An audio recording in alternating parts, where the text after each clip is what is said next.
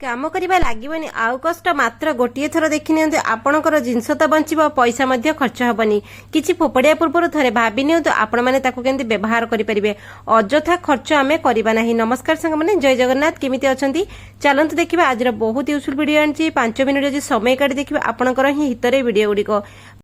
घर मूषा भोगेबार एते सहज उपाय औषध थोड़ा पड़ोनी आपको हैरान हवा पड़ोनी। तो चलतु बढ़िया आज वीडियो कोड देखते दयाकोरी ना आशा कल्याण प्लीज कमेंट जनइबे ताकि मुझे धन्यवाद जनइबी आप मूल्यवान समय देते से बहुत बहुत धन्यवाद। तो प्रथम टिप्स रे चलतु सांग मैंने बढ़िया शीत दिन आरंभ हो गला विभिन्न प्रकार हैरान आम हवा जाऊे से आगुआ आप सतर्क रे। तो प्रथम टिप्स देखो सांग मैंने एमती जो छोट छोट ग्लास आसे आमर जो आम चाह बाहर पीऊ बेले बेले एमती माटीर ग्लास आसे से माटीर ग्लास थरे पी सारा पर फोपाड़ी दियंती समस्ते किंतु सेटा ना माटी बारंबार आप व्यवहार करेंगे से ग्लास को आप घर को नहीं आसबे धुआधुई कर घरे रखिने आपण जेते थर शीत दिन तो चलला एबे आमे बारंबार चाह पीवा को मन करुचे गरम क्षीर ये सब जिनस जो आप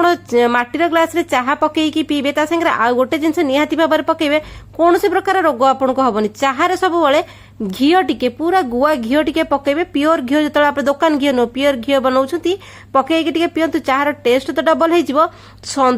थंडा काश ये सब जिनस हेनी जो चाह पिउछंती आपण प्रिफर अनुसार टिके घी पकईकी पियंतु ता स्वाद डबल हम आप विभिन्न प्रकार रोगर बंचिकी रहिबे पैसा खर्चर बंचिकी रहिबे। तो चलते बढ़िया नेक्स्ट आइडिया रे कर्पूर खंडे ये नहीं गली बड़ कर्पूर गंध कर्पूर ने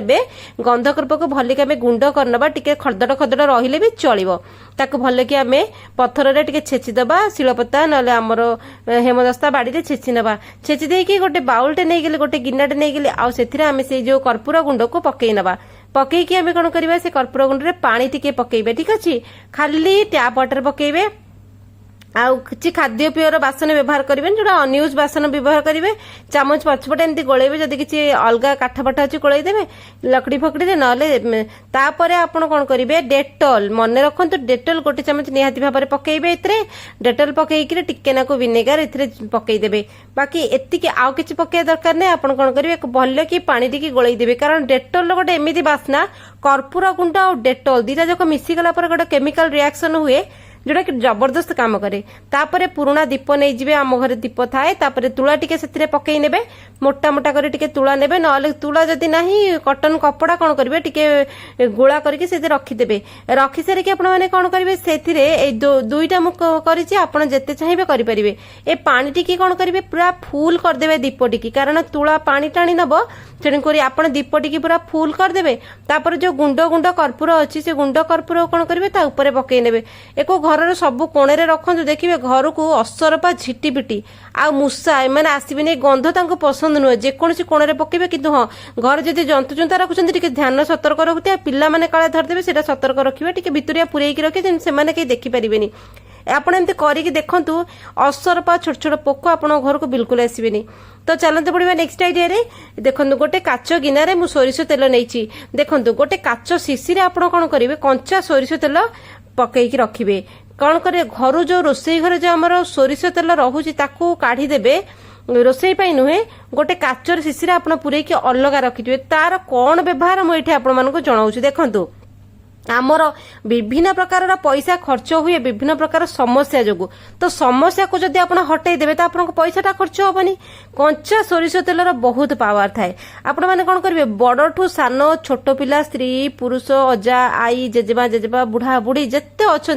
आपण घर जी मेम्बर अच्छा आप कौन करेंगे राति शोला बेले खास करके राति शोला बेले जी जमी सक्षम होची पादरे खास करके सोरिष तेल टिके लगेबे ठीक अच्छे शीत दिन आरंभ है पाद पते सबुतक थंडा जाए देह भीतर को आउ जदि आप वर्षक 12 मास सोरिष तेल लगाउछन्ती पादरे आपण को ना देहरु अन्य प्रकार रोग पड़ई थाए किंतु सोरिष तेल केवल पादरे लगेबेनी आ गोटे एमिति जगह आपण सोरिष तेल पकेबे आपण देहरे केबे भी रोग हबनी। आमर सबुठ बड़ कथा हम देहरे एते रोग हुए जे माने कहा देहरे कम कहा देहरे बेसी छोट पिलांकु तो शीत दिन आरंभ होगलानी बहुत प्रकार थंडा काश जर ये सब जिनस चालुची कंटिन्यू होउची पिला मानकु तो हाथ पादरे आपण चेष्टा करिए पिला को 2 थर लगेबा पई छोट पिला से माने देह तांकर टिके उषुम रहले देह सुस्थ रहइबो आउ तापरे छोटो नहीं कि बड़ समस्ते कौन करेंगे कंपलसरी आपण नाहीरे टिके सोरिष तेल पकेइबे राति शोला बेले टिके नाहीरे सोरिष तेल आपण लगेइकी देखंतु आपण आम नाहीटा ही जोड़ी होईछि आम पेट संगे नाही जदि सुस्थ रहिला आम पूरा बॉडी सुस्थ रहिबो सोरिष तेल सबुदिन टपटे नाहीरे पकेइ देखंतु समस्ते देखिए आम देहर पेटर अधे रोग कमी जीवो देहर तो पूरा रोग कमी आपण करिके देखंतु एते जबरदस्त काम करे